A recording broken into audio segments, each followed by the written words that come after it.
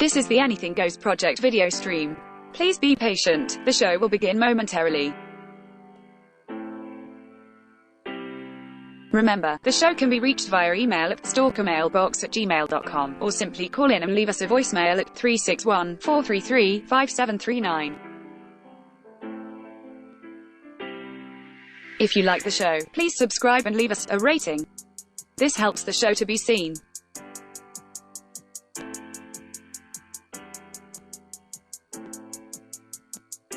More video streams can be found on the Anything Goes Project YouTube channel. To help the show, subscribe and like the channel.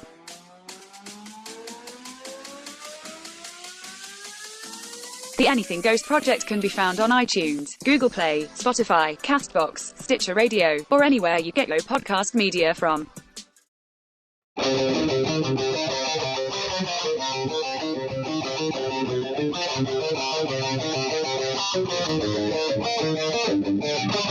You're listening to the Anything Goes Project. Interesting topics, interesting things. Real stories by real people. Your host is Mike. The Anything Goes Project is a production of M&C Designs. Be advised, this show may not be suitable for all ages. Many of the topics are for mature audiences only. The explicit tag is there for a reason. If you would like to contact the show, email us at stalkermailbox@gmail.com, or leave us a message at 361-433-5739. And now, on with the show.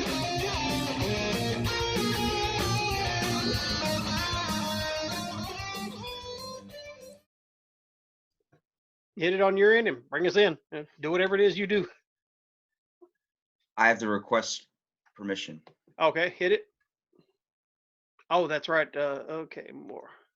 Allow record. Boom, there you go. All right, here we go. Welcome to another episode of Out of the Blank Podcast. I'm here with Mike. Mike, how do you say your last name? Simons. Okay, so that's very simple. I was thinking that a lot farther down the road. So, Mike, what do you do? What do you do professionally? Because already so far you've helped me out in just setting up this way of us being able to connect to an audio app called Zoom. Professionally, I work in the engineering and machining field. Doing what? R&D, research and development, designing things for chemical plants, and I'm actually at the point where I also program the machines that build it. Oh shit. Yeah. Well, tell me a little bit about like some things that you work on, some type of, I guess, the daily routine of doing these type of research and development in the chemical field. Daily routine is I get a customer or at one of these chemical plants that comes in and they're like, hey, we need to do this, or we're modifying something. And I'll have to actually sit down, draft it all out, plug it into a CAM system, run it from there over to a CNC machine. And then the CNC machine, I might take a chunk of steel that's 8 inches in diameter, 4 inches thick. And by the time I'm done, we've got a complete valve. You get a lot of crap for a lot of the stuff that goes on with chemical plants. No, not in our area. Because I have podcasts with people, especially someone from the Ukraine, and he was like, I'm interested in developing cleaner green energy. I'm like, well, see, I've also worked in nuclear. I'm a certified nuclear technician as well. I've actually got level 5 security clearances. Holy shit, how much school have you been through, man? A lot. 500 credit hours in college. Dude, so do you have a giant kind of, are you prefer natural resources, like finding a better way, or do you think nuclear is the way? Personally, I prefer sustainable. Yeah, okay. I want us to have a sustainable energy sources to where we, like solar power. I'm all for solar power. The technology's come a long way. Tesla has come a long way in actually bringing the price of solar panels down. I actually studied a course on sustainable living here a while back, and they had it on Great Courses Plus. And he went through talking about the price differences in solar panels 15 years ago versus now. 15 years ago, one panel was $3,000 to put on your home. Oh shit! Yeah, that's not easy for a mother of 3 to be able to use clean energy to power. No, now you've gotten to the point where these panels are maybe a couple $100 a piece. And for a house my size, we went through and actually did a estimate and went through and did the calculations for my size home, and my home is 2,800 square feet. Okay, so for a home that big, I've already gone through my entire home, changed out all my light bulbs to LEDs. Well, just doing that dropped my electric bill to $50 off of my electric bill every month. Do you think that it should be easier for people to be able to install these types of things? Like for the East Coast, Yeah, where I'm from Maryland. Where do you reside at? Texas, South Texas. Oh, good old Texas boy. Yeah, I'm So, right on the water. I mean, literally, I'm on the coast. and when you look at things like renewable energy and these types of things, Maryland's now doing this type of thing. They're actually giving people like tax reimbursements and these types of things to be Yeah, able to for people that do solar panels, these types of things that there's a lot of companies too that you can actually like. I don't remember. One of them, locally Texas one is called Suntex. They'll actually come out and put the stuff on your roof for you, and actually help you with like a payment plan. But they'll also keep you hooked up to the grid, and basically you'll be getting paid for any feedback you get from it, because you're going to be obviously pumping electricity to the power company eventually. So they're going to start paying you for inputting into the grid. And then what they do is they actually use that as part of their payments and stuff. And it helps actually bring the price of the solar panels and hooking everything up, makes it a lot more economic. And because, I mean, you look at, like I said, $3,000 15 years ago for a solar panel. Today, anywhere from $250 to $500 for a solar panel. A house my size, 2,800 square feet. You change out all your light bulbs to LEDs, and you would probably have to have a total of 6 solar panels to run your entire home. damn, just 6 solar panels. You wouldn't need a hell of a lot more than that. I've No, seen 6 people solar adjust panels. their whole roofs to doing stuff like that. It seems like a very expensive and very hard task It's to do. with some of these new solar panels that are coming out. 6 solar panels would actually power your whole house. So what you're basically doing, because incandescent bulbs eat up some power. You're throwing in a LED bulb that might be using a half a watt an hour, whereas an incandescent is 60 watts. Just letting you know, like you explaining this to me is making me tired, just because the fact that you had the capability and the wantingness to kind of learn this type of, especially difficult field that seems like it kind of brings people's eyes to a glaze and kind of like Oh you're yeah. not understanding what the thing is. I mean, how many times have you tried to explain to someone they're truly not getting it? Oh I mean, shit, I live in South Texas. You try to explain this to anybody down here and they're like, we need oil. what are you talking about with the electric fancy panels of light? Or Obama. That global warming's Obama. Is that common down there? I mean, is that really like that? Is Texas really like that? Because you're Fuck explaining to someone yes. who's you're explaining to somebody who has never been to Texas, never experienced these types of things. And my justification is that everyone is a cowboy and has a horse. And I can tell you just by looking at you right now, there is no way that that's true. And I think Not a majority of the people around here got their Wranglers and their cowboy boots and cowboy hats, and I'm all like, yeah, screw that. I've traveled all over the place. I've been to all 48 of the continental U.S. states. I dive deep into cultures. Country music makes me vomit, so I can't do any of that stuff. I mean, so yeah, I guess you could say I've been educated. I've yeah, gone to college. I've looked at the data. I mean, we're even talking like, well, we can talk about what conservative versus liberal or Democrat, Republican versus Democrat or whatever. I kind of fall in the middle. And there's some things maybe that currently I'm heading more left right now because of what's going on. But I see a lot that needs to change, and a lot of people are just basically in denial. A lot of these people that are on the right won't even look at climate change, won't even look at the data or they don't the believe in global warming. They won't do yeah. anything like that. I've seen a polar bear on fire, so you can't tell me global warming is not real. I've talked to some people that I'm like, how do you not believe it though? Like this has been the hottest summer we've experienced throughout history, and like every summer is hot. I'm like, Oh, really? We had 5 Cat 5 hurricanes yeah. 2 years ago, and that was predicted. And to think that there's going to be one earthquake that's going to level this whole earth, that's going to like bring a whole new awakening. They call it the big one. That could be now, it could be 5 minutes from now, it could be 10,000 years from now. We don't know when that's coming. I'm like, shouldn't we take a little bit more time and also not only focusing on people, because let me tell you, some people suck. I think most people choose to suck. But I think it comes to, we're worried about the next iPhone 20. Kevin James has not Kevin James. Who's the guy that plays in King of Queens? Kevin James. Oh, that's Kevin James. I was fucking right. Well, he says he has a joke. He goes, "Why are we worried about the next iPhone 20 when we can be worried about like why do we have walkers with tennis balls still on the bottom of them? Like it doesn't make sense. Can't someone just take 2 minutes of their time to adjust this and fix this thing that's been the same way for so long?" And it's like we're worried about the next big thing, the next top hit, the next social media, the next Twitter, the next Instagram. That's another platform.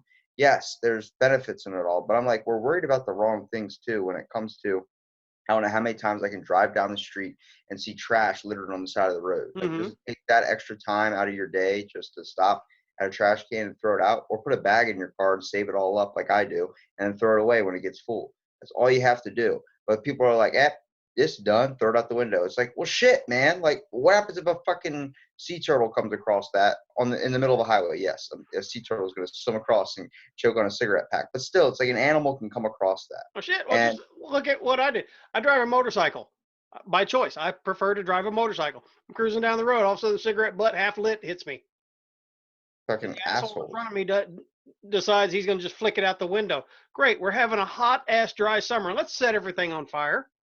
Yeah, Smoking the Bear would be ashamed of that person. Mm-hmm. We have these types of things that don't seem like they get played around anymore. I mean, I don't know if you know what the DARE program is Yeah.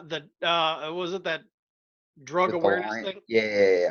Okay, that ended up making kids dive to the realm of drugs more because it just showed the awesome things about drugs. Like Well, if that's you where I usually got my drugs at the DARE meetings.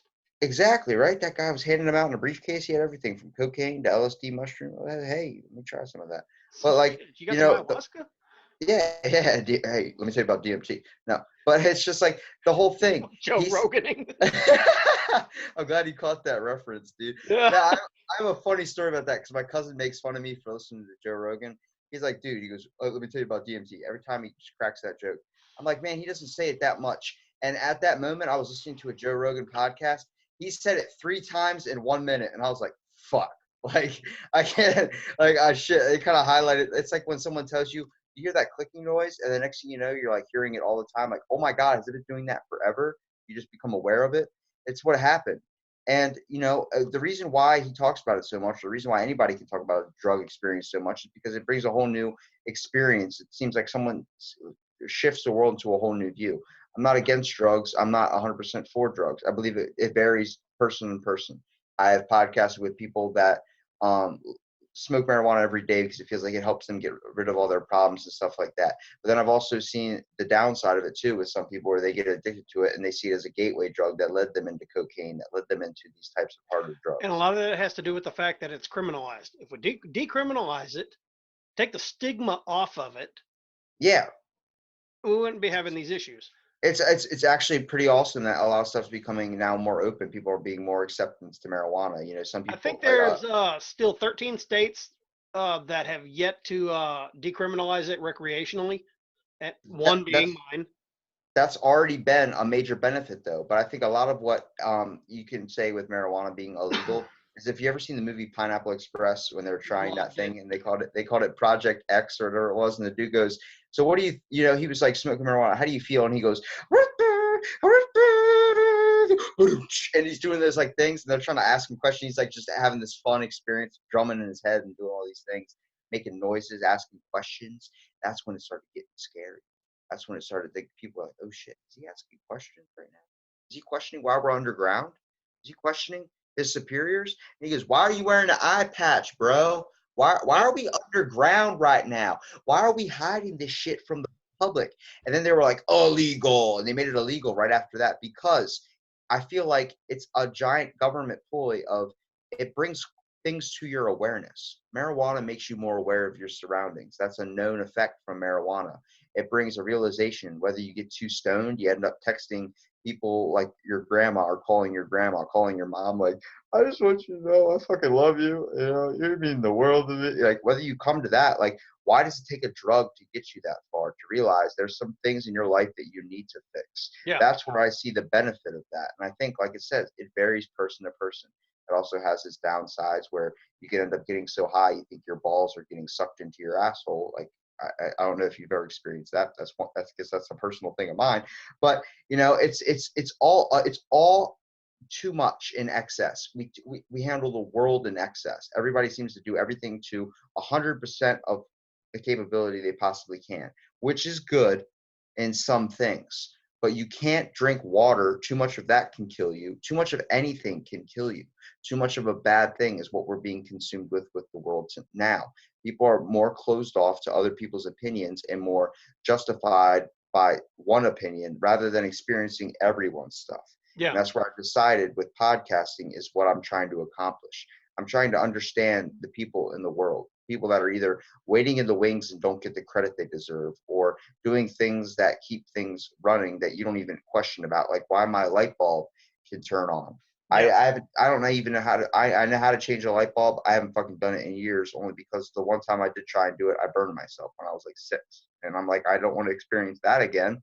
So Get an I LED, just, they don't heat up. and yeah, and it's like, but the whole thing is we're making adjustments and corrections based on people and experiences.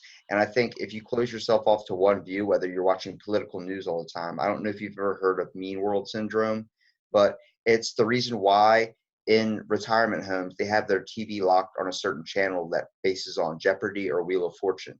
That's not because they love seeing Bob Barker or Drew fucking Carey all day. You know, you can only get so much of that guy. But at the same time, it's because if they start looking at the news, all they have to do is sit inside their house all day because they're literally sitting there like, like waiting for the end. You know, Mhm. they've already lived the life, and whether they achieve something that they did or not, it's called mean world syndrome. The Yeah. news, all these types of outlets play this bad source. I actually had to take a break because of all the shit that's going on right now in politics and stuff. Uh, I and I'm not one of these people that where it's like, oh, I'm only going to watch CNN or I'm only going to watch this. Uh, I look at all the news medias, compare them to like BBC, Al Jazeera, and stuff like that, and all these other ones. And from when you bring them all together, you can actually kind of start to see what the truth is. You can see which one is being more biased towards this side of the story, which one is being more biased to this side of the story. Well, I did that for the longest time, talked about it a lot, and it got to a point where I found myself becoming angry quite often. So I was like, Yeah, you know what? I'm done. No more. I've turned off all my news feeds. Uh, I haven't looked at any of the news that's going on. The only news I see every now and then is, did you hear what Trump is doing now? No, I didn't. I'm not. I don't even care. That piece of crap will be out eventually, so I'm not let worried. me guess. He tweeted some shit, and then something happened. He It's tweeted like, some shit, lied about it. Everybody believed it, and we're here. We are again. I feel like before, where it seemed like the only two things you never want to bring up at the dinner table is religion and politics. That's become to the point where it's just religion now. Everyone's so open to their mind on politics and stuff, where it's like, hey, you know, I feel like on a sense or a sinus test or something, where you have to, you know, you circle a little box, white, black, whatever the hell you want to circle. You know, other. I don't know what the hell that means, but the whole idea, like, there should be a box now that says liberal, conservative, whatever the hell you are, because now that's what they go by. That's their flag they fly Yeah. under. You know, it's just like how it turned into religion, where religion was seen as, are you Catholic? It's like, why, when I asked your name, you introduced yourself immediately with, I'm a liberal. Like that's gonna affect me. You're Yeah. not a I don't liberal. care. Yeah, you're not a liberal. You're not white. You're not black. You're not whatever. You're a person. And I'm going to make my own justification on you based on my experience with you. I can't, someone can go and tell me Mike Simons was this weird guy, you know, or people who live in Texas would say, that boy does not dress like us. He is from another culture, another environment. Or they do the Hank Hill. That boy ain't right. Yeah, it's like that. It's like when you hear that, it's like, I can't take what you just told me and fucking run with that. I can't say I'm not going to talk to Mike because he's this guy that doesn't conform to the Texas lifestyle. I don't like fucking horses, okay? I don't. That's me personally. I don't like those hats they wear. I think they're assholes. I'm sorry. If you're wearing a 10-gallon hat, it's a 10-gallon hat of shit. Yeah, you're wearing a snapback right now sitting in front of me, and I'm like, this guy is completely different from what I think of as a justification for Texas. So I started realizing that's a problem with me. Why am I making justifications and assumptions on somebody from where they're from? Yeah. Okay, just if I haven't even seen them or haven't even got to experience and talk to them myself. Which is exactly why I do my podcast the way I do it. And you know, when you invited me to come on. You knew my podcast name is Anything Goes Project. Literally, anything goes. I don't care what your political stance is, what your age, sex, religion. Are you part of the LGBT community? Are you trans? Whatever. I don't care. I want to bring you on the show because I want to hear your story, because something you say might change my mind about something. Exactly. And it's not only a more experience and knowledge for yourself, it's a way of creating a content or something that someone out there might pull from it. You know, I've had somebody listen to my podcast and be like, dude, it's a form, or even be on it and be like, it's a form of therapy. The reason I started my podcast was my buddy calling me drunk on his roof, about to jump off because he realized that his whole life's been controlled. He's lived his life in his parents' view, his idealistic. This guy was baseball star, freaking parents, like he was seen as the teacher's pet. Like everything was going to be lined up for him the rest of life. This guy was going to be whatever the hell, 401k, fucking bam, bam, bam, hot ass model wife, all this type of shit. And he was just like, fuck, I don't want to do anything I want to do, you know? And I'm like, well, what do you want to do, man? It's 2:00 in the morning right now. I've tried to get some sleep, but I'm not going to end this conversation until it's done, until we feel like we've come to what we've come to. And next thing you know, 2 hours later, he's just like, I just want to be me, man. I want to affect the world environmentally. I want to be able to change things. I want to work on the ecosystem. And I'm like, okay, Then do it. then do that. Then fucking do it. Every step you take should be in progress of your own goals and your own achievements. At the end of this life, you can't say I lived the life, or you can't say I made it through life. You have to say I fucking lived it. Yep. And you can't just be like, I lived it in the idea of someone else's view of what I should do. No, you need to make your own justifications and classifications on what you want to do, whether it's from a tattoo, whether it's from something that you want to even piss off. Yeah, it's why I mentioned tattoos. You have them. And I'm like, a bunch of them.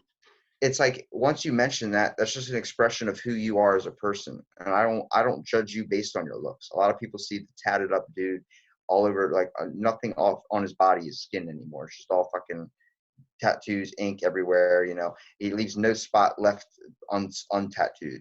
And I see that guy. I'm like, I don't see a person that's scary. I don't see a person that has something wrong with him mentally. I see a person that has a story to tell, has a life, That's and exactly has. what I was fixing to say. I want to know your story. Yeah, man. I mean, I walked the boardwalk in my local town. If you look up Ocean City, Maryland boardwalk, it's one of our popular attractions here. It's 20 streets, about 2.5 miles of just nothing but wood boardwalk that you can walk with carnival games, all these types of things.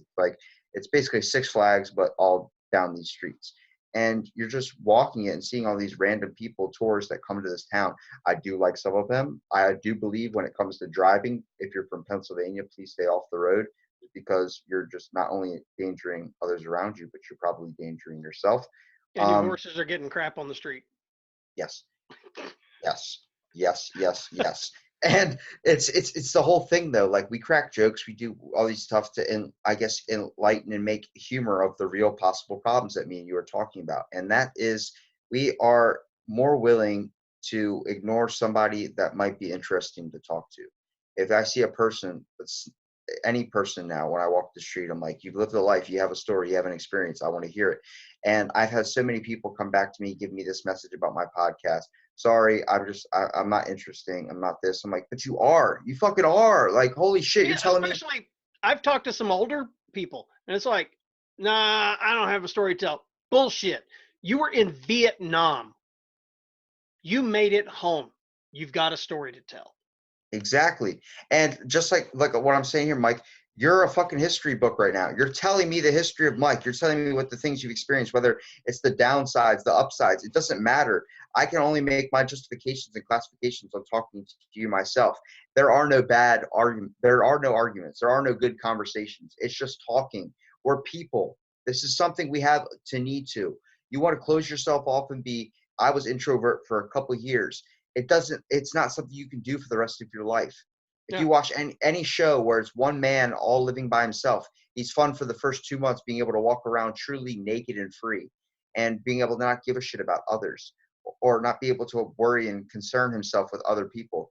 But the fact that we're all worried about showing who we truly are, what we're truly inspired to do, or what we even find to be an interest in ours, just based on the classifications of what other people are going to think of us. Like, that's a fucking horrible life to live. Why would anybody want to live in that type of world? And that's the world we live in today. We're built on a rocky foundation. Yeah. I hearken it to this. You see the people that they think that image, they have to present a certain image because that's the way society is going to see them. The people that go to church on Sunday mornings, they're dressed to the nines and everything. And it's like, I know you outside of that. That's not you.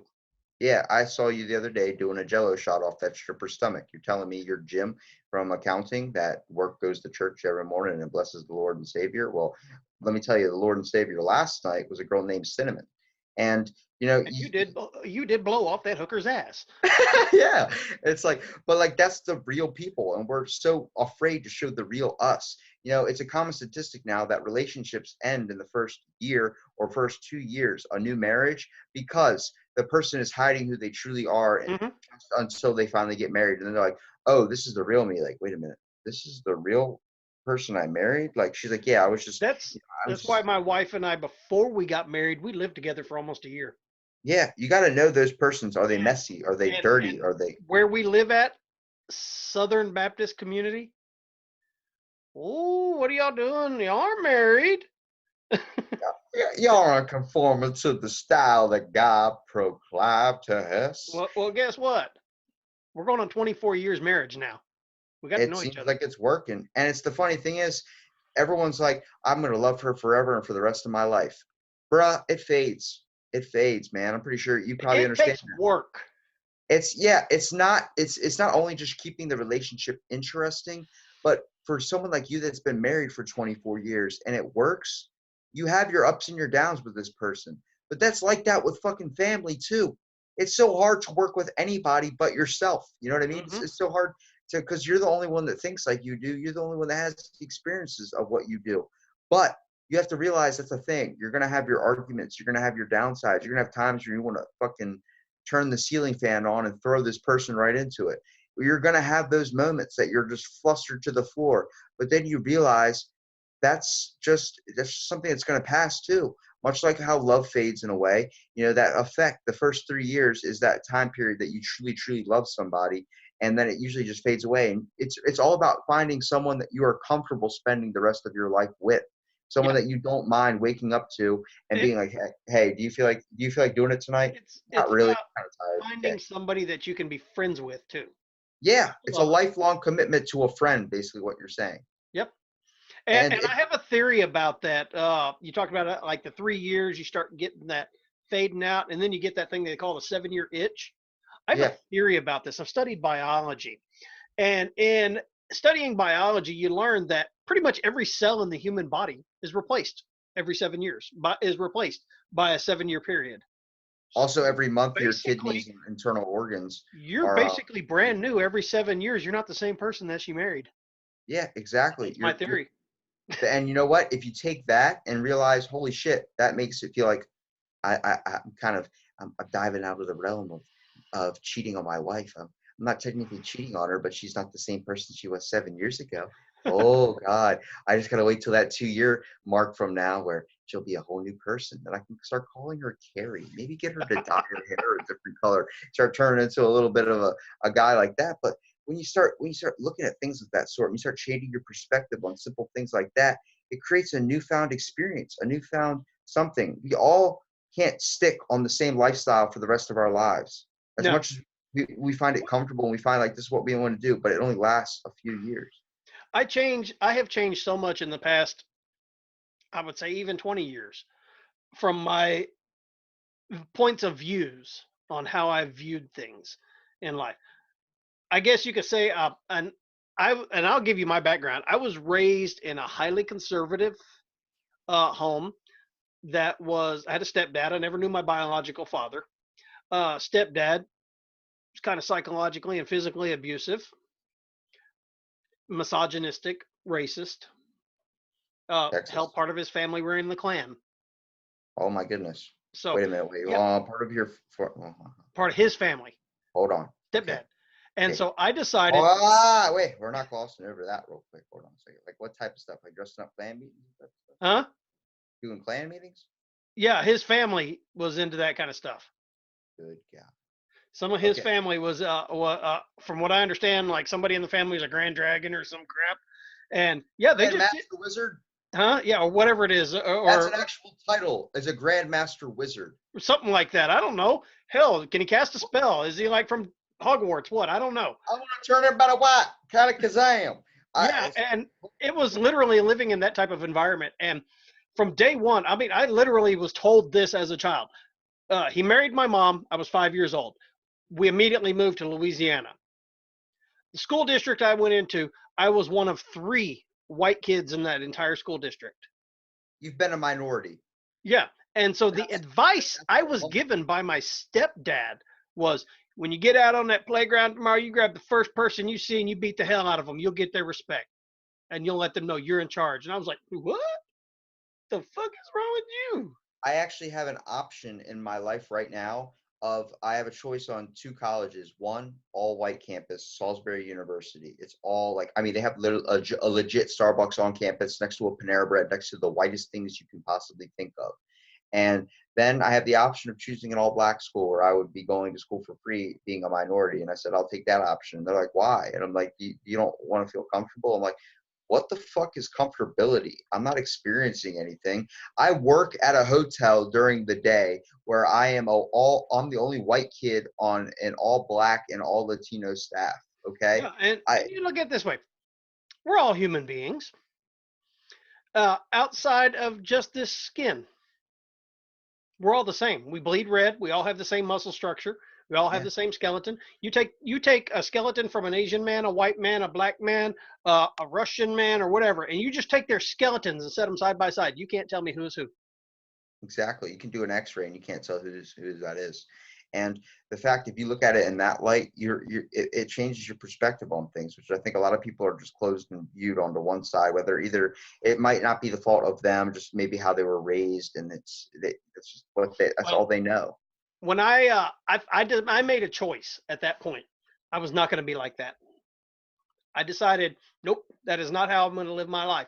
I actually moved out of the house when I was 16, and I've raised my kids to be caring, loving, no matter what your sex, religion, creed, anything like that. I've actually my oldest son, who is actually engaged right now. I remember when he was in kindergarten, he asked me, because we were living in Georgia at the time, and he asked me. He said, "Daddy, what happens if?" Because Georgia is a little bit in the South. It's kind of a little. They got some racism and everything going on there still. But he asked me. He said, "Daddy," he said, "what happens if I fall in love with a black girl?" I'm like, "What do you mean?" He said, You "Can fall a, in love can with a a, can a black girl. white boy marry a black girl?" And I went, "Yeah." Dude, I've been at fault with that too. I mean, past couple girlfriends I had have been biracial or Yeah. something like that, and I'm like, No, my you know, wife is Native American. I've been asked the question by family members, like, what do you like the black woman or something? I'm like, no, I found that I like their personality. I found them attractive and I went after it. I'm not gonna disclose myself based on someone's looks. If I find them Yeah. attractive, I'm gonna try anything possible to get get as just even interest myself with just having this experience with this person. Yeah. Just And having that connection, that and human experience.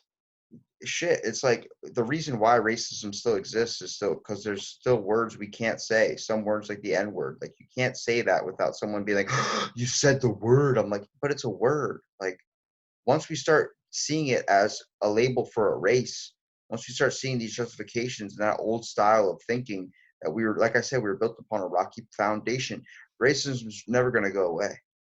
Yeah. Once we start having classifications and census tests and types of things that we have to check a box just to describe who you are, there should only be 2 options in that category when it asks who you are. It should be person or robot. Like that's the only classifications we should have. And it seems like the racism is always going to exist if we keep focusing on things of that sort. Like, how are we going to justify this person? How am I going to be able to get my I guess I could take a survey. I check the box. I'm white. I don't qualify for the survey. What the Yeah. fuck?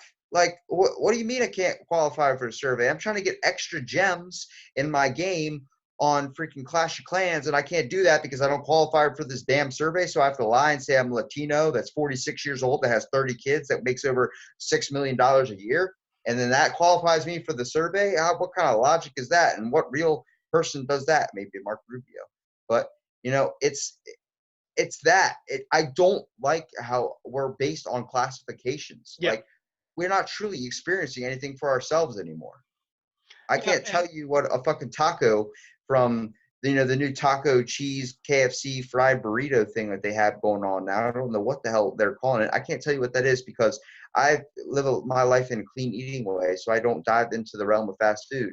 But it's saying that it sucks, saying that it's not something that is worth going after if you want to go eat it. I'm not going to say that because it's not for me. It's not meant for me. It's meant for someone else out there that, whatever you want. It's all based on who's interested in it and not to look at the people that down shit on top of it. And that's why we do this podcast, change people's minds. Tomorrow, I've got an interview with a young lady who is Muslim, who's coming on the show. She is now she's publishing her first book on women's empowerment. Damn. So she's coming on the show tomorrow, and we're going to have a conversation about it. Half the people I know in my community wouldn't even sit down and have a conversation with somebody who is Muslim. I'll just say that.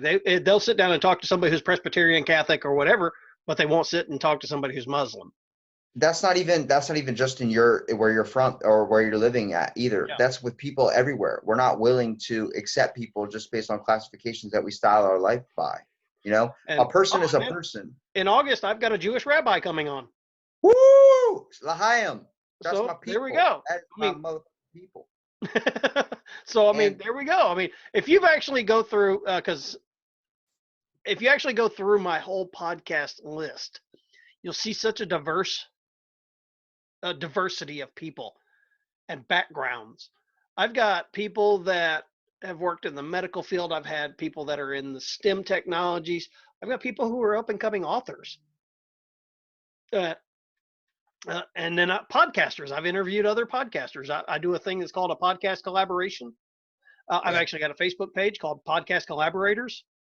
And you come there and it's like, hey, cool. We're going to connect our two shows. We're going to do a show. You release it on yours. I release it on mine. Boom. There we go. Dude, I'd love to collaborate with you one day. You're helping me here in my podcast. I'd love to help and just be on yours, dude, because I can already tell from just not even 5 minutes with talking to you that you're a good person and you understand things. You understand that this world is a world living in if we look at it in that light. If we look at it and change our perspective and be able to try and understand. That's all we need to do. There's only one thing to stand. People are like, we need to change. That's not true. And that's not true. That's exactly what I've taught my kids. And I can say this, I've actually taught my kids that their entire lives. So my kids my two oldest ones are actually in university right now. My oldest one has one more year left. And both of them are in a field that can be used to better humanity. My oldest son is getting his degree in evolutionary biology. Damn. My second oldest son is starting his second year of theoretical physics and mathematics.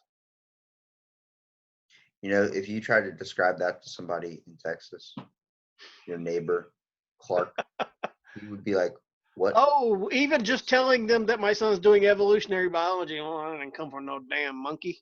You're right. You didn't. Your ancestor did. Yeah, and exactly. And if you try to explain that to him, be like, are you one of them atheists? Are you one of them? Are you one of them people? Are you one of them? There's no pork on Sunday type people. Let me tell you something. You ever seen the movie The Nightmare, or not The Nightmare? What's the one with Seth Rogen? The Christmas movie they did. Damn, I'm trying to think of the name of that one. I don't think I've seen the Seth Rogen movie. It came out like a couple of years ago. It was the something before Christmas, The Night Before Christmas. No, I haven't seen that one. Well, they have these things like they adopt a new tradition every year. It's with James Lovett, and they adopt a new tradition every year. It's three best friends experiencing the same thing over and over again every Christmas, spending time together. Me and my buddy do the same thing. We add something new to each other every single day. Or not every single day, but every single Christmas.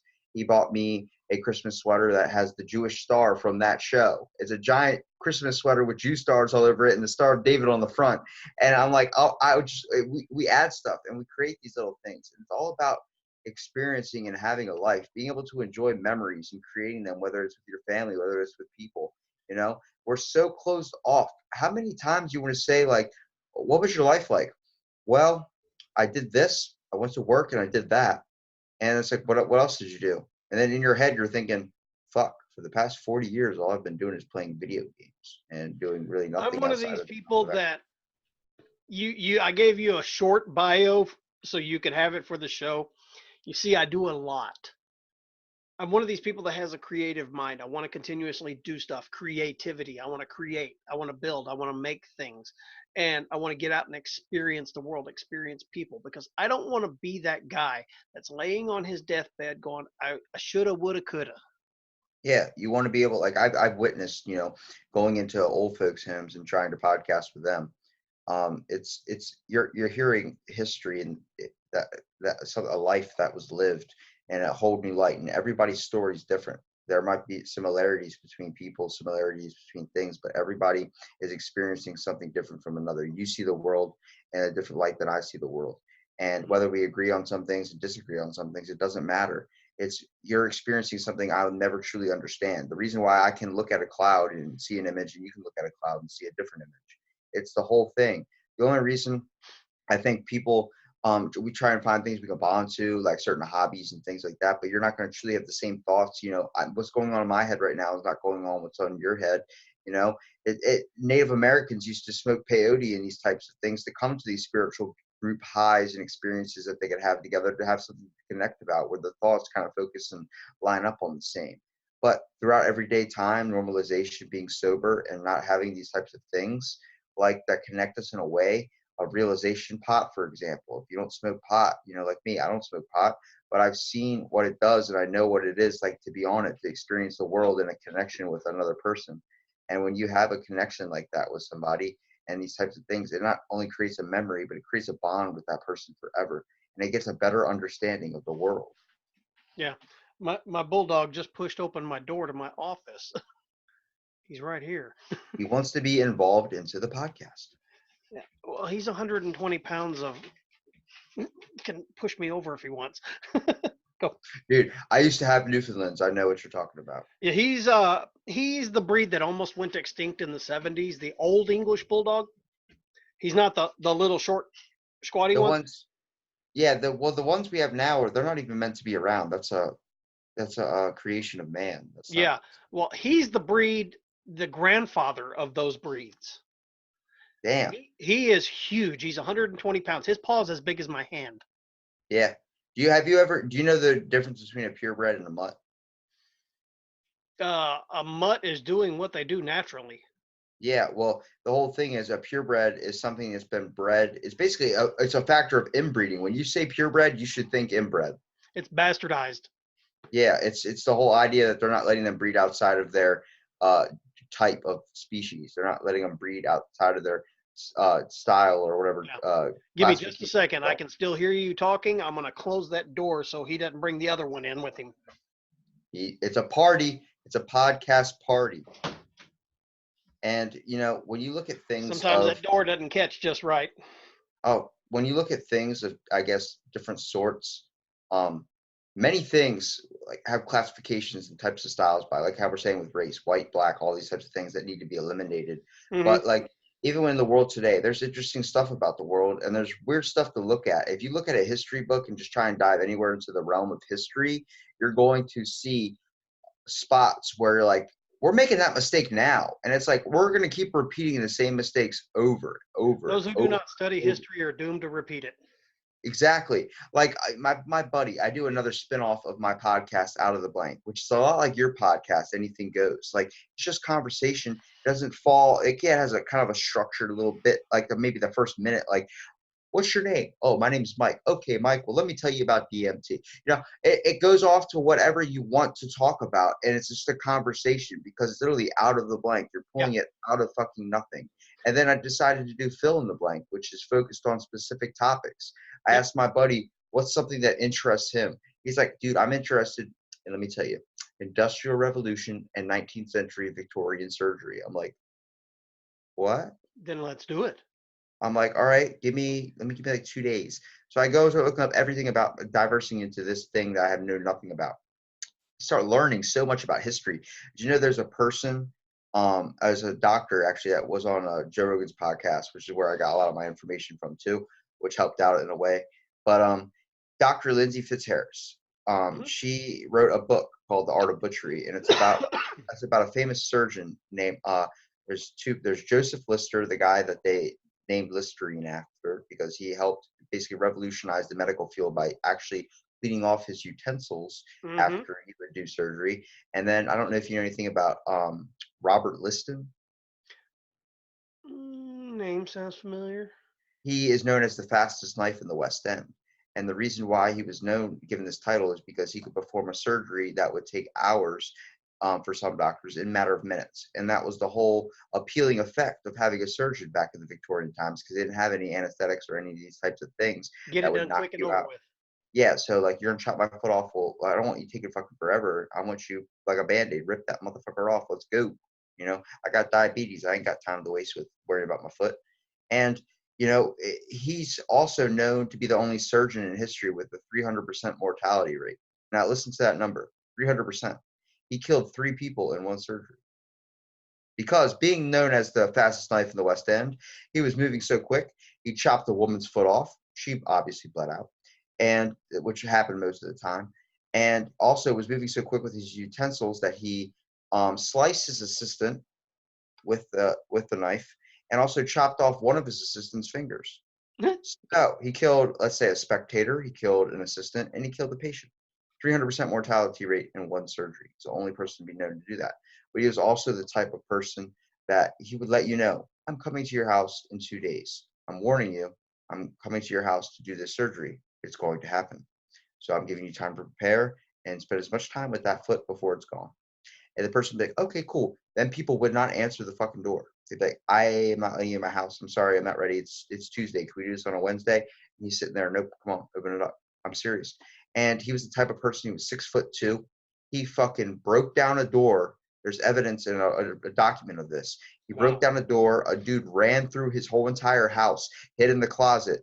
The dude chased him all the way through his house, opened up the closet, grabbed this 200-pound man, threw him on the fucking kitchen room table, and chopped his foot off. Said, nope, it's happening. Because that person ended up living a life, ended up living a better life. He was like, look, what's going to happen is going to happen. If you die after this, then you die. But you're going to die anyway. Take the shot and opportunity, that 0.2% chance you're going to live and get an extra experience. I guarantee you that dude was happy for it. He might have been pissed off that he had to walk with a cane for something, but that's just an example. If you look at history, there's things of this sort.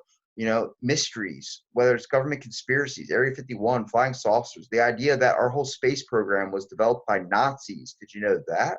Yeah. Yeah. Actually, it was because we incorporated a lot of the Nazis from Germany when after World War. Operation And Paperclip. yep, Operation Paperclip, and they brought them over. Hans, what was his name? The one who designed the Saturn V. Werner von Braun. Warner von Braun brought him over to actually the Saturn V the station he was working at is in Alabama. I've been there and looked at the rockets that are there. And I've been accused of being a conspiracy nut. And I'm like, I did not start researching conspiracies and government projects until the one podcast off Joe Rogan with having Alex Jones on again, where he started saying a bunch of stuff. I'm like, what the That fuck? was a train wreck. Yes. I agree with that. But I started like taking bits and pieces of what Alex Jones was saying. Like, what's he talking I can say it's a train wreck because I know Alex Jones. I've met him in person. He is like that in person. I have a feeling he is. He seems like some guy that's real. Yeah, he And is. as much as he talks about spraying the crops and making the frogs gay, I don't believe that one. But I am open to learning more about it. And I decided, let me take bits and pieces of what this guy is saying. So he starts talking about something about psychological warriors, about be creating these Jedi forces of goodness and power for the military and these types of things. I'm like, what the fuck is he talking about? And then he says, Men Who Stare at Goats. Have you ever seen that movie, Men Who Stare at Goats? I've actually That's even read some of the paperwork on it. That's based on a real government program, and it literally happened not even 20 minutes Operation away. Pegasus was also part of that. Exactly. Operation Pegasus was a program where they were trying to use ESP to pinpoint Russian naval subs.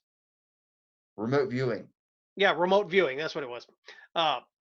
And you look at that, and I'm like, I saw this movie Men Who Stare at Goats in theaters with my grandfather because he has a fascination with George Clooney, and also who's that one fucking guy that's in all those karate movies that is like bloated as hell and can't even lift his leg above. Steven Seagal.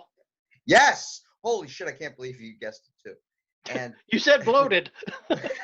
They just show him from the face up now. It's a little bit sad, but when you see that and you're like, huh. Men Who Stare at Goats. Now, that's a crazy movie. Then you hear 10 years later from when the movie came out in a podcast about this movie that you thought was fake, and it turns out to be real. And not only real, but happened 20 minutes away from you, called Project Jedi. I am like, wait a minute, we did remote viewing and create psychological warriors, all on the basis that Russia was doing this first. So we wanted to be farther than them in research. And then you look at what's coming out in the news now.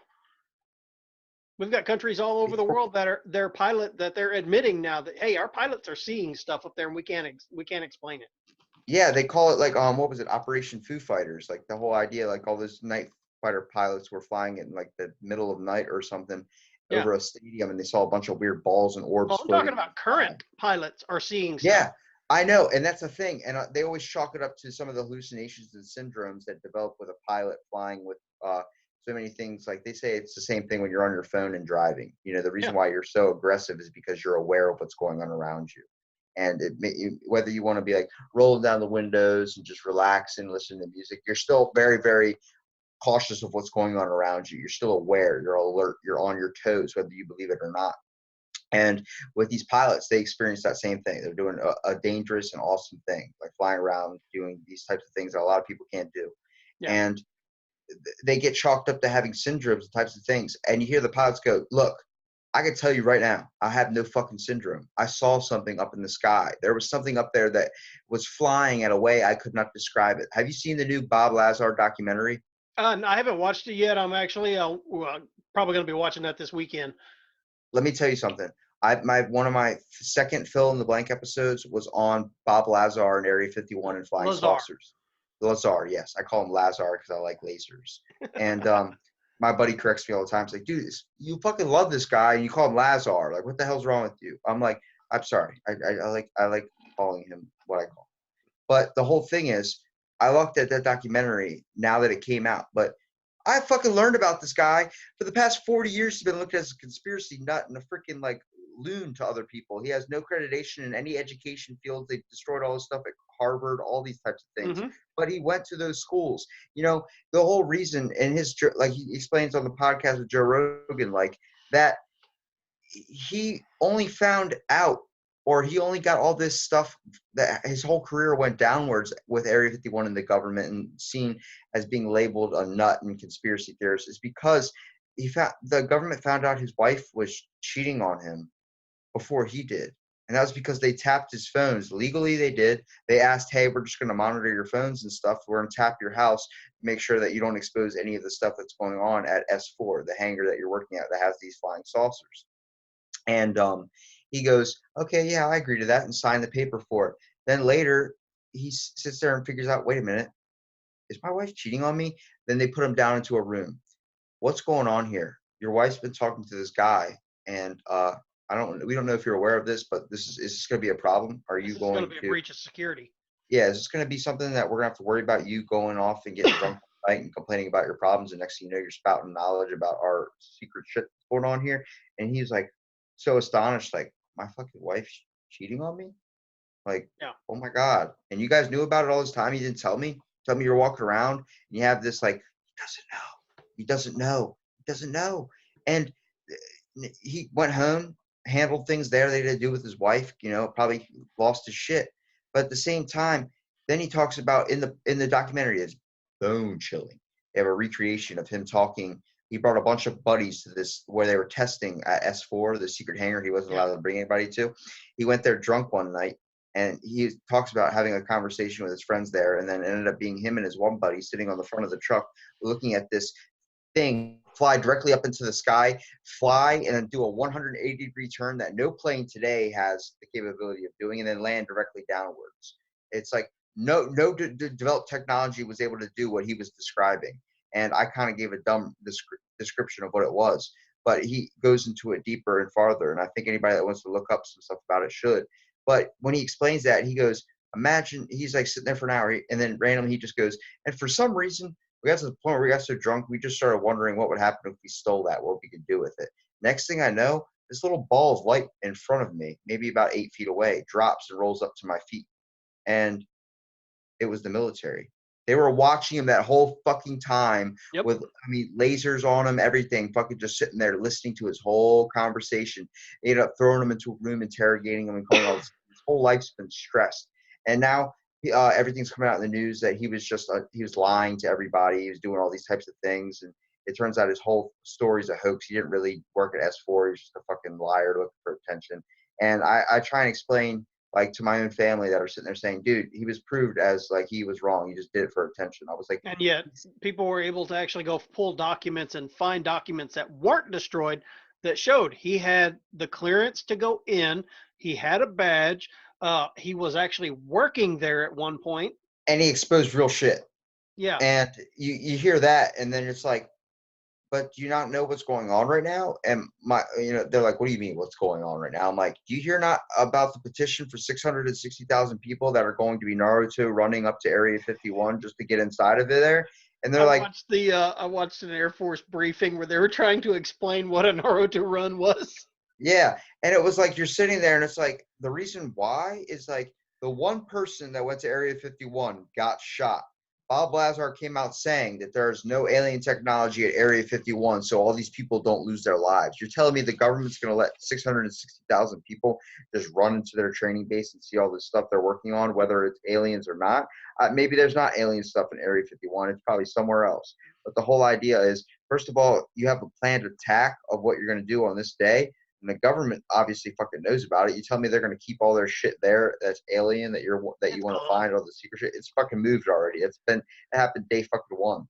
And you're sitting there saying all this type of shit like, oh, we're going to storm, we're going to find the answers. It's like, they're not going to let you. They're going to beat the shit out of you. They're going to fucking shoot you. They're not going to let you into a theory that would work better.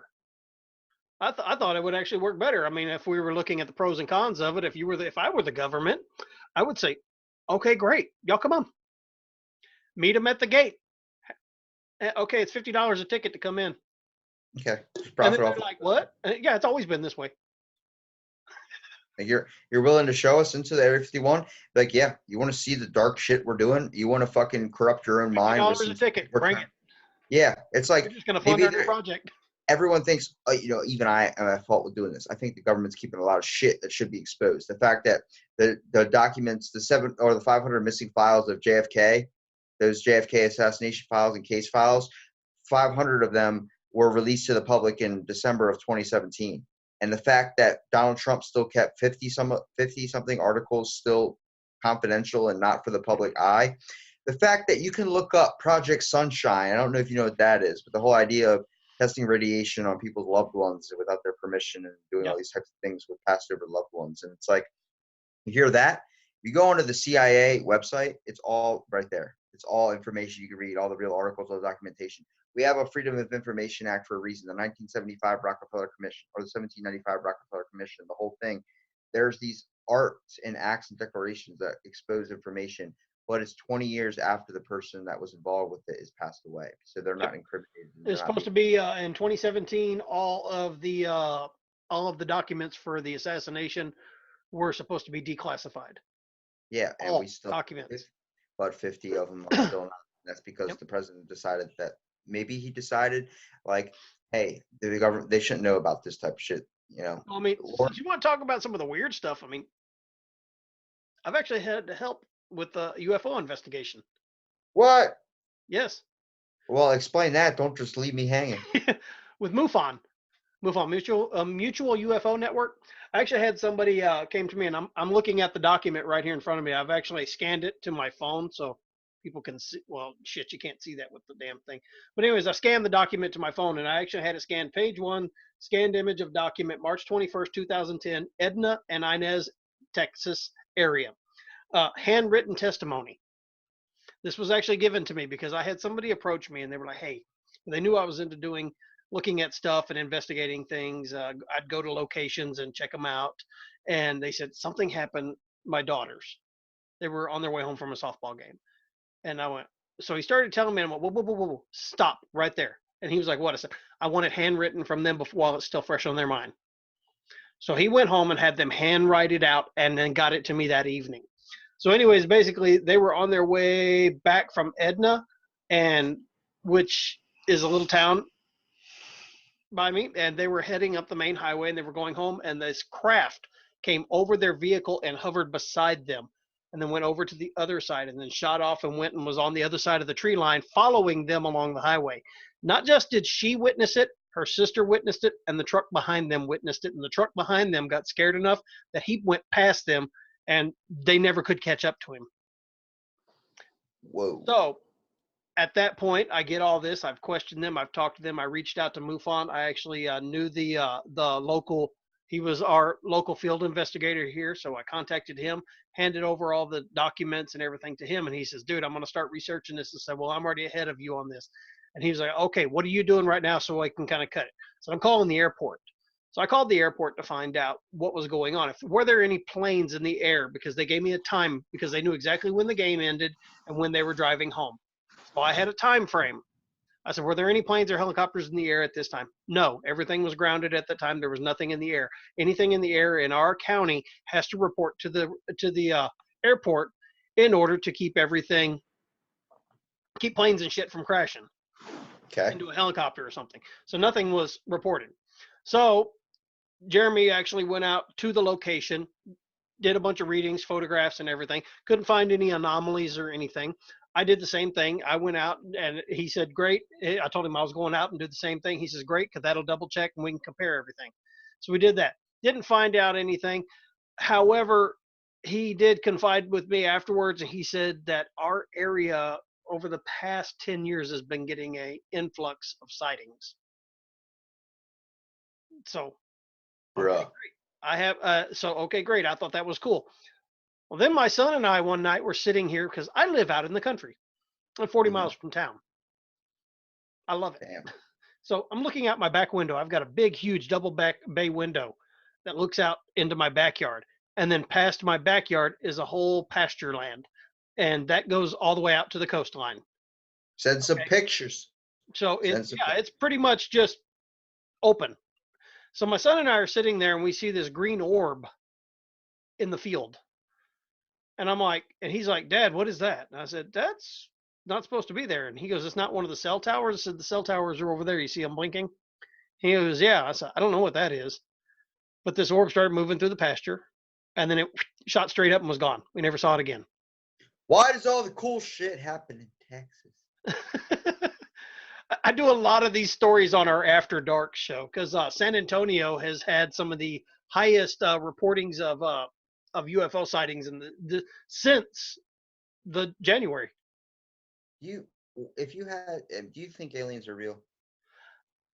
Why wouldn't they be? I mean, I personally, I don't know what's going on, but you look at, I've studied astrobiology with the amount of planets that are in the universe, and also thinking of biology. The basic fundamental building blocks of biology are found throughout the entire universe. They're built in the fiery nuclear furnaces of stars. Yep. So hydrogen, carbon, oxygen, all these things are throughout the entire universe. I don't think it happened just once. Yeah. Thing is, how I've seen experiments where they've been able to recreate and actually create RNA in a laboratory setting, basically doing the primordial soup experiment. Mm-hmm. And that's all it takes, is you got to get that RNA, which will eventually can mutate and become DNA. Do you think that aliens have landed here? Do you think that we might have just created? I don't know. There's a lot of shit that we can't explain. There's a lot of hieroglyphics that can't be explained, that depict certain like, Things. I'm not gonna go full ancient aliens here because I actually shaved my head so I don't look like that guy. Everybody says I look like him when I have my hair. But Yeah. I think there's questions that need to be answered. So I can't say yes or I can't say no because I've researched and gotten into so much UFOs, paranormal activity, just looking at these all different things. I'm the guy that they bring on investigations who's the skeptic. I try to find a scientific explanation for something. Somebody brings me to a house and they say my house is haunted. Why is your house haunted? Well, we hear noises in here all the time. That door over there, we can walk through it and leave it open and it's going to close on us every time. Well, I'm the guy that's pulling out a level and putting it on the door. Yeah. Yeah, your door's not level. It's going to close every time. Why are you questioning the mystery I find So interesting? I've actually rehung somebody's door on an investigation. Ah, look, I fixed your ghost. Yeah. And the whole However, idea, I have gone and done investigations, and actually, I have the audio clips pulled up for us. dude, I've actually gone on investigations and caught shit on video and audio that I can't explain. there are things out there that we don't truly know or have the capabilities of understanding. I think it's all about what we perceive and all what we choose to believe in. You can be closed off to anything, but I think the fact is you have to explain it to yourself. The Yep. whole idea, like Bigfoot, I fucking hope he's out there. I hope there's a guardian of the forest that's walking around, just scaring the shit out of people and beating up people for eating his beef jerky. I freaking hope that's a thing. But then it comes out in history like it's not one person. It's not one creature. It's a species. It's a hominid. It's what's it? Apparently a Pithecus or something. No, it's Gigantopithecus. Gigantopithecus. Like you hear that and you're like, oh shit. And you hear Australopithecus was found in Africa. That's Lucy. yeah, and then you start hearing things like Yeti, hearing that as being a species and all these types of different types of monkeys or different types of things. It's not out of the realm of possibility, considering that with the cryptozoology, that whole thing, people see that as like, oh, that's just fake science. I'm like, no, it's kind of not, though, if you think about how many species are still undiscovered in this world. We know very little about space. We know very little about Earth. We know very little about our brains. We've explored like 10% of our oceans. Yeah, they estimate that there is still 9 million something left undiscovered species. And when you think about there's over 1,000 species being discovered every single year, and the fact that there's over, I think they say it's 2.2 million left to be discovered on land that they estimate, and they say that it's 6.8 million left to be discovered in the seas itself, because 75% of the water on our Earth is still left undiscovered or uneven explored. The fact that they found have you ever seen the documentary on Netflix, Dino Fish, a 600 million year old fish that lives in the coast of Africa? They thought extinct. They and the found whole it reason, again. yeah, and the whole reason that was because the Somalian pirates down there were throwing dynamite into the waters for fishing and blowing up their homes, where it disrupted their ecosystem and hit them at a level where deep down into the ocean, time is completely different. It's literally like entering. You ever seen that movie Interstellar with Matthew McConaughey? That was actually a really good movie. I enjoyed that. Very awesome movie, but it fucked me up for 2 weeks. I couldn't understand what was real anymore. And you hear that, and I'm like, holy shit, Matthew McConaughey's in space. We gotta fucking save that guy. And like, it was a movie, right? I'm like, dude, I'm telling you, there's no way. I don't know. Well, do you want me to play this clip for you? I've got 4 clips total. 2 of them are unedited, and then 2 of them are just what we heard, isolated. I'm not going to tell you what I heard. I want you to hear it. All right, go ahead. Okay, so here's the first clip. See if you can hear it. And it should be starting now.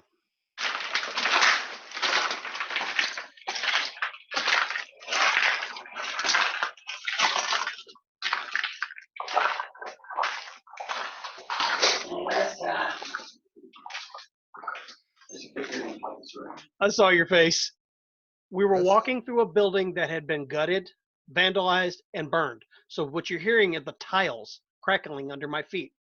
At one point, you hear me go from all the dust, and something responds to my. Was that someone One that more said time. listen? Was that someone that said listen? Listen, here it comes. It'll be starting in 3, 2, 1.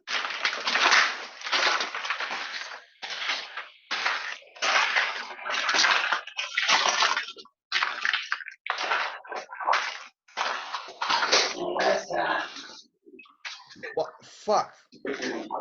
I'm sorry, dude. Did you just see me turn around and look behind me like something was behind me? And I'm like, there's a fucking wall behind me. This thing behind me is a fucking wall. There was 3 And I'm men like, in that building. dude, that scared the shit out of me. It sounded like a woman just said, listen. I'm like, what? What? Like, Yep. hold on a And here it second. is isolated so you can hear it again. I'm going to play it a couple of times. Dude, my legs are already.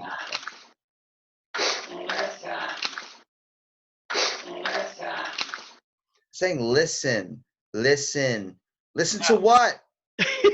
Here we go. We rounded the corner. Okay.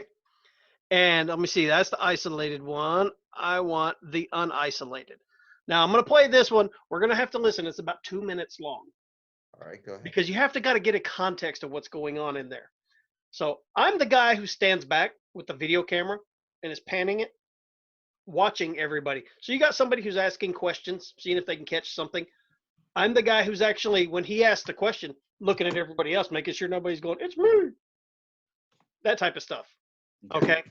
So I'm standing there. And for anybody that may be listening to this, you can actually find me online.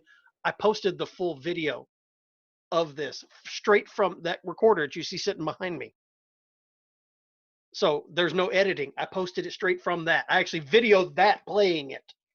Let's hear it. So here we go. You ready?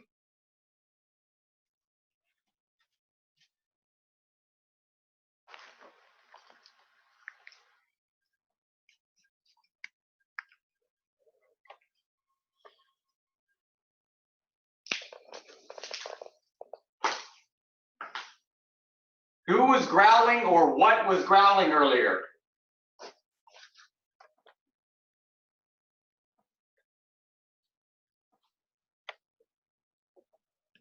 Give us a sign of your presence.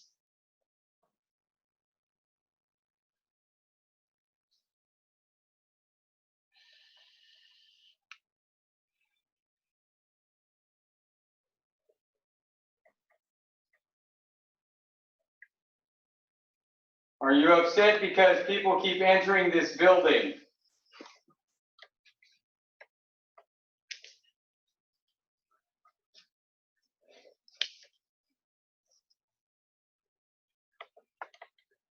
Make the lights on that meter go off. If you make the lights on that meter go off, just walk over there where you see the green light on the floor and it'll go off. Make them go off and we will leave.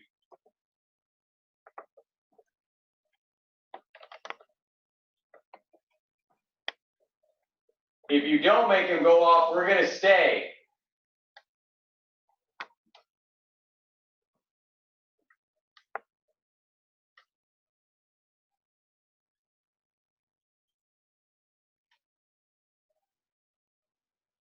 You want us to spend the night in here?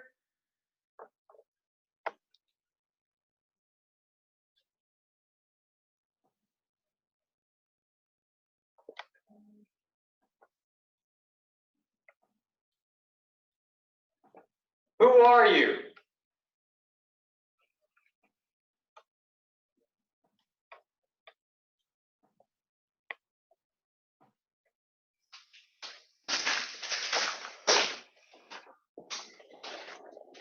Okay, people.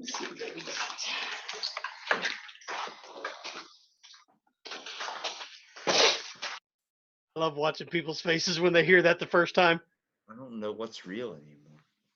It's the whole idea. Ron White had a really funny story about ghosts. He goes, whether you believe in ghosts or not, he goes, let me tell you about something. I lived in a place where there had this ghost that they said this the upstairs is his, the upstairs is their territory. No one go near him because it tends to piss him off when you go up the steps. And as throughout my life, I was just like, it's kind of bullshit.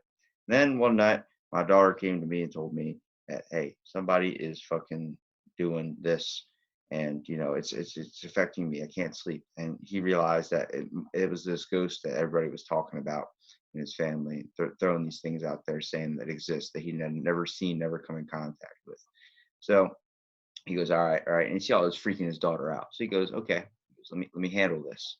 And he walks over, he goes, Ghost, let me tell you something. You come around my daughter, you come around anybody in my family again, you fuck with them, You keep your shit, I keep the mine, but I swear to God, I'll punch you right in the fucking mouth. And she was never bothered again. And I'm like, there is something out there, and whether you want to take his story and his comedic kind of explanation, you can probably look it up. It's probably way better than I explained it, but Yeah. you hear that. It's like, much like a radio has multiple frequencies, there are people out there that have experienced abilities, types of psychic abilities, types of maybe another sense or a type of awakening. Some people can see colors. Some people can do these types of things that their brain and wires get crossed that are different. And you think of you as being on a frequency right now. Right now, between me and this camcorder and you, there's a little invisible little frequency, or a little, think of a line, invisible, just drawing straight into either my voice or doing something like that. There's wires from my phone that are beaming up into the sky. There's all these things going on around us that we're not able to perceive because it's on another frequency. Yeah. Hard to think there's not a spiritual or type of maybe leftover plane, a type of another alternate, dimension or something. And this recording that I caught is the prime example of something I can't explain. The skeptic in me wants to say it was somebody else in the room. There was nobody else in the room. We knew for a fact there wasn't. It was just me, Steve, and Joe. And I'm going to hit just the isolated. Okay, people. Did she say, okay, I don't want people to see me? Or I can't really tell exactly. The first part of it is "Ooh baby." We know that part. Play it one more time. Okay, people. She said, okay, people want to see me. What'd she say again? Okay, it's either okay, people want to see me, or okay, you want to see me. Play it one more time. Okay, people. Okay, people want to see me. That's something what like she that. said. But okay. like I said, do you agree that that is a female voice? Yeah, she sounds hot. Ghost hotness. Yeah. Maybe she's a succubus. I wonder if she wears a sheet. Well, that particular building that we were in, that we were getting reports. That's the reason we went there. The people that were working there, there's another part of that building that is still in use. That part was vandalized and gutted with fire. It was like a dual building complex. The other building, now they're starting to get activity in it. Shit getting thrown at people. Stuff coming up missing, moving, hearing voices, and all kinds of stuff. So we went out there and did this investigation. Well, we did the entire walkthrough. We had a big team on this one because it was 3 floors of this building we had to go through. We caught everything from babies crying, just all kinds of stuff, and that was caught on other people's equipment. This one here, we classified this one as a Class A EVP because it's not just one of those like what you'd hear on TV where you hear, oh look, it said yes. Barely can understand. This is an audible voice talking. Yeah, I think there's some ghosts or something. If there is ghosts out there that have a type of, power, or learn to kind of channel out their, away in a certain way, much like how some people on this earth have like type of another type of ability or type of seeing things that other people don't have, like a sixth sense. I think that might continue after your death. That might continue. Now, kind of diving into the paranormal a little bit. I have family members that have a type of ability where they say they can speak to ghosts, and I never truly believed it, and myself always thought that's horse shit, whatever. Then I started hearing things where I'm like, how the fuck do you know that? And how the hell, like for example, one of my family members was able to pinpoint the location of a girl who had passed away about 2 weeks before they found her body. And she was like, just woke up one night and was like, holy shit, this is where she's at. Gave the exact location, called it, told someone to call it in anonymously, and then that was it. And they found it at that spot. I guarantee you there are people like, that was the fucking killer. Now, whether my family member, I know them to not be the murderous intent at times, but I know them that they didn't do it, okay? But the fact that she was like, I had this dream. This girl came to me and said, help my parents find my body. And bam. She got an image in her head. She saw a side of the road, saw a thing like that. I've experienced waking up from a dream myself where I'm like, fuck, why was I thinking about a guy laying in a ditch in a river? And then, my mom comes to me the next day. Yeah, then my mom comes to me the next day. Hey, I'm wondering, 'cause it's common with females in our house, do you think that maybe you might have a type of ability? If I show you a photo, would you be able to, like, if that person was missing, would you be able to, like, maybe feel something? I'm like, what? Like, I'm about to tear open a box of some Honey Smacks here. Like, what are you trying? Are we trying to mess up my morning? Trying to fuck me up all day? And she goes, no, just do me a favor. Just look at this photo. I'm gonna set it on the table. If you want to look at it, look at it. Walk by it. I'm like, whoa, that's that guy that I dreamed about last night. Like, that's weird. That's really fucking weird. Did that just come across my mind? Is that something I just ran across that person? It was just in the deep back of my subconscious. And I'm like, I don't know. He's missing, right? Well, check near like a stream, or not a stream, but check next to, like, I don't know, a gutter somewhere with a little bit of water. Like, it seems like it was kind of man-made a little bit. Next thing you know, they find the dude on the news. I'm like, whoa. Like, you hear that and you have that, and it's like, it definitely, I'm not saying I'm 100% like in belief of it, but like, I definitely think there's these weird things that you can kind of pick up sometimes. It's worth exploring. Yeah, it's definitely something we definitely need to spend more time diving into the interest to. Which is why I do these investigations, because I want to know answers. I want to know. Yeah. I want to believe. I want to believe that there's a whole world of stuff out there. I mean, who wouldn't want to live in a world with spirits and ghosts and fairy farts? I mean, come Dude, on. fucking leprechauns exist. Yeah, I mean, who wouldn't? There's some fucking bastard that takes my one sock out of the dryer and leaves me with what fucking. Those are aliens. That fucking assholes. But and just to give you an idea how in depth I go in this, you contacted me Sunday to come on the show, and I told you we were in the middle of my son's birthday party. It's my youngest one's. Saturday, the night before, I conducted an experiment here in my home with a Ouija board and broadcast it live for 2 hours. Is that why your hat's like Ouija board style? Oh yeah, yeah. Well, this Ouija board I custom built.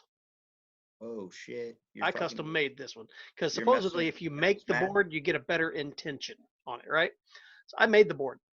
I set up in my office where I'm sitting at right now. The webcam that we're looking at was pointing straight down. I had the Ouija board set up on this desk. I had 2 condenser mics over it. I had an audio recorder there with it. I had an infrared camera on one side, a motion detector camera on the other side, and then behind me, I had a DSLR camera on high definition recording. Okay. Plus the webcam that was streaming live to Facebook. I had 306 people participate in this. I got the board going, opened it up to communication, offered up anybody that wants to communicate, feel free to use this board to communicate. And then I walked away. The one thing you're never supposed to do with the Ouija board, walk away from it and leave it open. I walked away, left my studio, locked the door, got on my phone and my laptop and logged into the live stream. Oh my goodness. And just sat there and listened with everybody else. And they were like, well, what do we do? I said, ask it questions. But we don't physically have our hands on it. And I said, supposedly the Ouija boards will work on their own with intentions sent to them. I've heard so many stories of planchettes moving on their own. And they were like, oh, okay. So they started asking questions. Planchette never moved. However, for a room that's got soundproofing in it, this was a noisy fucking room that night. Dude. I'm serious. I had a sound technician that was listening to it. I had Joe, the guy that you heard on the last EVP. He's our he runs our radio station here, so he knows about sound qualities and stuff like that. He was listening to it, and he messaged me at one point and said, "Hey, where are you at in the house right now?" I said, "I'm sitting in my kitchen at my bar." Okay, and he said, "Where are the kids at?" And I said, "Well, my Michael's sitting here beside me listening to this." And he goes, okay. I said, my wife's in bed. The other kids are in their room, and that's at the other end of the house. And he went, oh, well, somebody's in your office coughing. And I said, I know, I'm hearing it. And about the time my son pokes me in the arm and goes, Dad, are you listening? And I went, what? He goes, there's a woman in there talking. Dude, You know, man, I plan on taking my recorder and trying to go explore the world a little bit more. You know, I podcast with people from other countries that I've met when they Hmm. come to America and I work with them. I'm trying to get their stories out there too and their experiences and Ask stuff. them if they've ever had a scary story they want to share. Yeah. And it's all about experience and all about understanding. Hmm. And coming to the conclusion a little bit at the end of the podcast here, I just want to say, like, you've lived a life, you've had something amazing, you've experienced something, and you're going to keep on experiencing things till the day you die. And you're like one of my favorite quotes from Leonardo da Vinci. I kind of bring him up a couple of times, but it's so fascinating that he says, like, art is never finished, just left undone. It's Hmm. true. People are a constant work in progress. I hope that one day I can come down to Texas, maybe eventually, stay nearby or 40 miles, wherever the nearest hotel or something is from where you are, and be able to come and kind of, learn in face-to-face experience with you and be able to go on these things with you. I think me and you should take a trip to one of the most scariest places on earth. That's freaking Arkham Insane Asylum, or that freaking Alcatraz. We did That Penn not State. Arkham We Insane did Asylum Penn is State Batman. Penitentiary back in 2009. That was when we had Zach Baggins and everybody go in. And the Penn State, I don't know if you ever saw that online. Yeah. One of the several of the people that I know that actually run a radio show out of Minnesota, Darkness Radio, with Dave Schrader and Tim Dennis and all them, they were hosting an event at Penn State Penitentiary. Zach Baggins, his whole team, John Zaffis, demonologist, who is, you know who Ed and Lorraine Warren are? No. Did you ever see the movie The Conjuring or any Oh of that shit. stuff? Yeah. Yeah. That's Lorraine Warren. That's real She just shit passed too. away. She was 90. She was in her 90s. John Zaffis is her nephew. Did you see the movie The Haunting? Or Haunting in Connecticut? Yeah. With the eyes and all that stuff? That was John Zaffis's case. Oh shit. He was the demonologist on that case. And I've actually listened to him tell the actual story. He said the movie is a movie. He said they did whatever the hell they wanted to with that movie. He said that's not what happened. He said And this was the only case I've ever been on that made me say I need to stop doing this. well, He everything said it was if they're gonna make recreations of something in oh yeah, Hollywood. That and he stuff said his Lorraine sat him down and said no, this is what you've been trained for. You have to do it. This family needs your help. yeah. And so he went in there and did it. But anyways, Penn State Penitentiary. I was still here in Texas, but I was one of the tech on monitoring. I was monitoring live feed videos and uploading them to the website and stuff like that. So I was kind of in the room too, because I was actually like, "Hey, pan that camera this direction," doing that. We had people scratched. We had people bitten. Uh, caught all kinds of EVPs and like just voices and stuff in it. One of the ladies, Stephanie, I know she had huge claw marks down her back and on her arm. It actually looked like somebody bit her, and you could see where there was a tooth missing. Let me tell you something. If a ghost has the balls to bite me, they're getting a fucking ass woman. Well, you probably don't know it. There may be one humping you right now. Dude, I believe there's ghost balls on my head right now. I don't know. Have you ever seen that? It's like it's that one movie. He was like they had a camera that could pick up anything and sees like a whole nother perspective. It's like putting a lens on, and next thing you know, you're able to see everything around you. And he's like, "Oh my god!" So when the camera's like, "Dude, there's a ghost with balls in your head right now." Like, what? He goes, "Tell him to fucking stop." He goes, I don't think he's gonna listen." And he's sitting there just holding it and like watch him is the funniest thing. But I'm like, it's hard to believe that these things are not happening right now. Right now, across from me, I can show you. There is a chair that I usually sit in to do my podcast to kind of talk to people a little bit about the thing. And they kind of sit on this couch I'm sitting on right now. It's the whole idea, like there could be someone sitting in that fucking chair right now, and I would never know. I've been sitting here one time. Sometimes when I turn the light out, it gets complete darkness in here. I open up my blinds and I can see the bay and the ocean, all this type of stuff. And I like to do this and just listen to thunderstorms. Hell, even get my cousin in here and we just sit there and shoot the shit about life. But I've been in here in moments where this room's completely silent. Like right now, I have noise canceling headphones on. I can't hear a damn thing outside of this room or this conversation right now. And I can tell you, I've heard shit where I'm like, what? And whether it's, I work all day with a radio on my hip. So I sometimes get the common effect where I hear radio, like someone calling like, Robbie, like that whole thing, my name being called on the You radio. get that, your brain starts looking for that stimulus, like that ping on your iPhone or something like that. Yeah, like And next your thing you iPhone think your didn't phone ring. goes off. Yeah, it didn't ring. And I'm sitting there sometimes and I'm like, I hear something say like, Hey, You have a Zoom H1. yeah, Carry it with you everywhere. yeah. Or I mean, I basically do already. So that's one of the things I do. I carry a cheap audio recorder, RCA. Reason I use this one is because it lacks all the filters that a lot of the newer ones have. I can get the background noise. I've caught so much crap on this. I'll just be sitting somewhere and I'll turn it on. And I'll just start having a conversation with myself while I'm doing it, right? Yeah. Plug it back into the computer and I'm getting answers to my questions.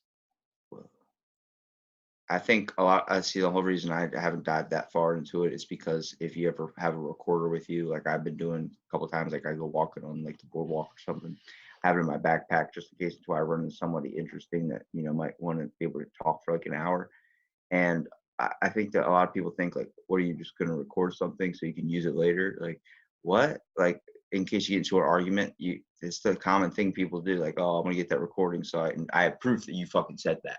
It's like when you start looking at it like that, then it gets deemed as ridiculous and you get turned into the weird guy that walks around with a recorder. But I'm like, Yeah. the world's all about experience, whether it's mystery. There's mysteries You in the got an world. iPhone There's that's got a recorder on it. yeah, I mean, hell, you have one so close to you that you look at practically most of your day. Mm-hmm. And the whole fact is there are mysteries to life. People are interesting. The world is interesting. Why not go and discover it all? Anybody that should take anything away from this podcast is not two guys going off about ghosts or aliens or just life experiences in general. It's the whole thing. You have an interest in something and a wantingness to know more and understand what's out there. Very few people want to understand things, whether it's people, whether it's something. It doesn't matter. We're all here to understand. We're all here learning together. Let's make it a wonderful environment to learn together. Whether it's changing the world or changing yourself, there's small things you can do that can make it easier on everybody. Yeah, And absolutely.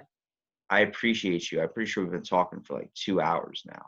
Yeah, And we've been going for an hour and a half, 90 minutes. It's usually about and my run time on my shows. let me tell you something, dude. You're an amazing person who's lived a life. I mean, a fucking good one at that. And I can tell you're a good person. You're gonna change the world, dude, whether you think you're going to or not, man. And I appreciate everything. Just you even being on my podcast and being willing to be helping others get their podcasts out there, and even trying to talk me through like tech support for like the first 20 minutes about trying to get this thing set up. I appreciate that, No and problem. it means a lot to me, man. What's a podcast thing people can find you on, man? I want to get that out there. You can reach me anywhere that you can find a podcast. Anything Goes Project. Our host is Podbean. If you use the Podbean app, it's just Anything Goes Project, or you can go to iTunes, Google Play, Stitcher, Audio, TuneIn Radio, wherever you can get your podcast. You can also find me on Facebook. Mike Simon's my last name, and on Instagram, it's Anything Goes Project, and Twitter, it's Anything Goes Project. We're all over the place, and we just actually started a page on MeWe, that new social media app that's got tons Oh, I of don't know. groups on it. It's actually kind of an interesting app. A lot of people are jumping over to that because Facebook is putting so many limitations on what you can and cannot post. So I started an Anything Goes Project page on MeWe. So if anybody wants to come over there and check it out, and that page is strictly the Anything Goes After Dark, and that's something that new that we're doing. Yes, I do this conversational podcast with people. That's my Saturday morning shows. My Wednesday night shows is I want people to contact me. I'm on your Instagram right now. I'm actually Yeah. following. Yeah. I want people to contact me. We have a number. It's 361-433-5739. Call in. Leave us a voice message. Tell us about your strange, spooky, paranormal stories, your ghost stories, your family ghost stories, or whatever. Or you can email us at stalkermailbox@gmail.com. Everybody laughs when I say that, but stalkermailbox@gmail.com, and just write out your story. We will read it on the air. Hell, if you want to become a guest on the show, reach out to me on any one of these platforms. I'll send you a link. You can actually be one of our featured guests, and we'll just get you on and tell your story. That's awesome, man. And I appreciate you having something like this in a way for people to express themselves in a world that seems to not creativity sometimes. Yeah. It's adapting to more of a diverse culture when it comes to accepting that creativity is something we all have, and to lose it is the worst thing possible. And I appreciate you being on my podcast, man. And Hope to have you on again soon. Not a problem. And we'll try to get you on ours too. For sure, dude. I'm open. Just shoot me a day and I'll tell you. I'm down. No problem. Actually, I can send you a scheduling link and you can just schedule which day you're open. I'm open basically Monday, Tuesday, Wednesday, all day except between like maybe 2 to 6. That's it. And I'm free literally all before that. I'm an insomniac, so I've been up since 2 a.m. I probably did 8 podcasts today. And I'm ready to hit the hay, dude. As soon as this podcast is over, I can tell you that. Yeah, I've been up since about 4 a.m. this morning. I got you beat by 2 hours. I'm gonna compare my dick size. Pull the ruler out. No, it's common with people nowadays. But the whole thing is, I appreciate you taking the time, and I can tell, dude, you're a good man. And Mike Simons, motherfucker, it was cool shooting the shit about some aliens and some ghosts, because not too many people want to talk about that. And the fact that you actually got to hear the audio. Oh, dude, it brings realness. I'll send you those. I'll send you in Messenger. I'll send you those actual audio files so you can listen to them again. I'm gonna link them up in the freaking thing, dude, so people can for themselves take your own interpretation of it. All right, man. No problem. It's your show. Do what you got to do. That was it. That was the end. All right, man. Well, to any listeners out there, reach out to us. Reach out to him. Reach out to me. And that's it. We're out. Damn right, dude. Yeah, I just hit stop recording. So that was awesome, dude. Hang on just a second. I got to stop record on 4 different things. Now, here comes the music.